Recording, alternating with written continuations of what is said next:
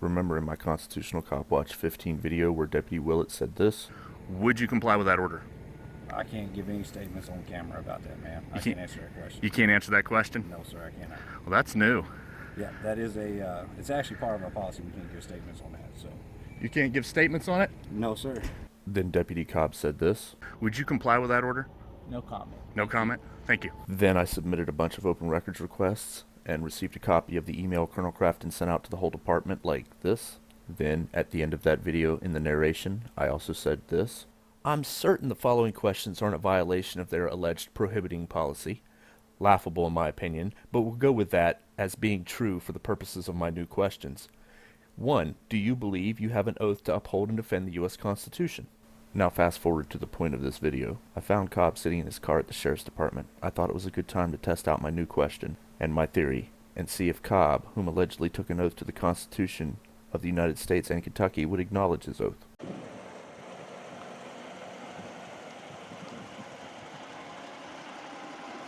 How's it going tonight, Deputy? Pretty good. Hey, can I get your name and badge number again, please? Deputy Cobb. I'm not trying to blind you, and this is kind of bright. I'm gonna turn it on for just a second so I can see your face. All right. Okay. Deputy Cobb. Hey, Deputy, I got a question for you that's not violation of your policy. Do you believe as a law enforcement officer you have an oath to uphold and defend the Constitution? I'm not going to make any comments. No comments about that either? Thank you. Are you gonna roll up the window and run away from me, sir? No. Excuse me, officer. Yes, sir. If you guys took an oath to uphold the Constitution, can you reaffirm that you have an oath to uphold and defend the Constitution? That's not a violation of your policy. I guess you can't do that either, coward. And this is why they call people like him tyrants, cowards, because they can't even uphold or claim they uphold. They allegedly took an oath, and you can't even say, yes, I have an oath to the U.S. Constitution. So if you think that some of them would not violate, you're absolutely insane. You have a cowardly night. Keep on wearing that badge thinking you're a hero just because you put it on. You know, it's what you do that makes you a hero, right? Not what uniform you put on. That's probably a concept well above your fucking head. But that's true, sir. It's true. See him smile at the camera? Because he thinks it's funny. He thinks it's funny that he's a coward.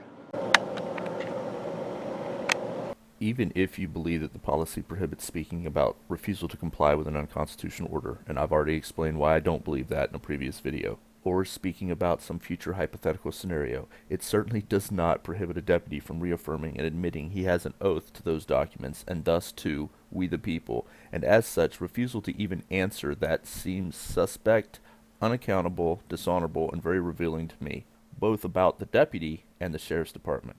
I don't believe his oath was a hypothetical scenario, though based upon recent events, I'm starting to think the Sheriff's Department believes their oaths were both hypothetical and possibly bad dreams. Ready for my opinion? Great. It's the continued thinking that they are doing us a favor if they toss us a half-hearted morsel of accountability that continues to drive us deeper towards a police state. If people don't wake up and stand up, one day you'll be expected to thank them just for not shooting you, or not arresting you for getting in their way as they walk down your side of the street.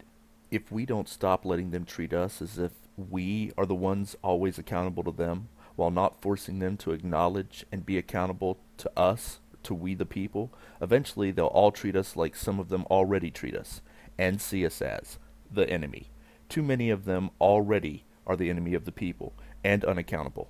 Continuing to ignore any of this ensures they believe we both condone and agree with their delusions and tyranny. The only time we are accountable to them is if we've done something wrong. And then it is their job to step in, whether you like it or not. I know cop haters are going to hate this. Then it is their job to step in.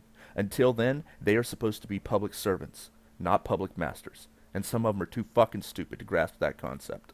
As always, exercise your thumbs down clicky fingers as you choose, or unsub if you're subbed, and decide for yourselves what this department's approach means, what this deputy's approach means, and what it says to we the people, both on the surface and beyond.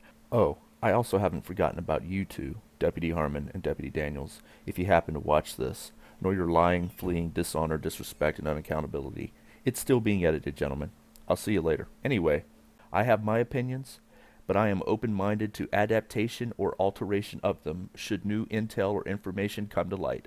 Otherwise, they are what they are. Enjoy your day. Do you believe as a law enforcement officer you have an oath to uphold and defend the Constitution? I'm not going to make any comments. No comments about that either? Thank you. Are you going to roll up the window and run away from me, sir?